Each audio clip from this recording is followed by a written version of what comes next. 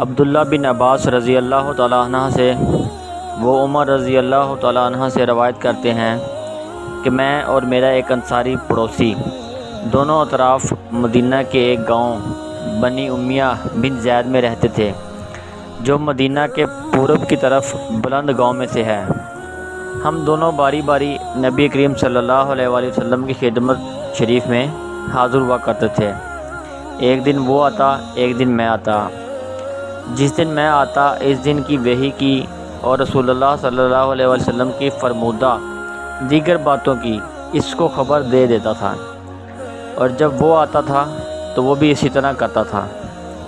تو ایک دن وہ میرا انصاری ساتھی اپنی باری کے روز حاضر خدمت ہوا۔ جب واپس آیا تو اس نے میرا دروازہ بہت زور سے کھٹکھٹایا اور میرے بارے میں پوچھا کہ کیا عمر یہاں ہے؟ میں گھبرا کر اس کے پاس آیا۔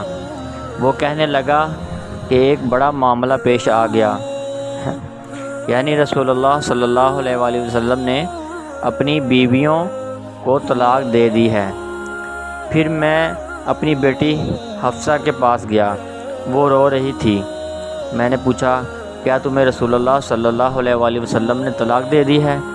وہ کہنے لگی میں نہیں جانتی۔ پھر نبی اکرم صلی اللہ علیہ وآلہ وسلم کی خدمت میں حاضر ہوا۔ میں نے کھڑے کھڑے کہا کہ کیا آپ صلی اللہ علیہ وآلہ وسلم نے اپنی بیویوں کو طلاق دے دی ہے؟ آپ صلی اللہ علیہ وآلہ وسلم نے فرمایا نہیں، یہ افواہ غلط ہے۔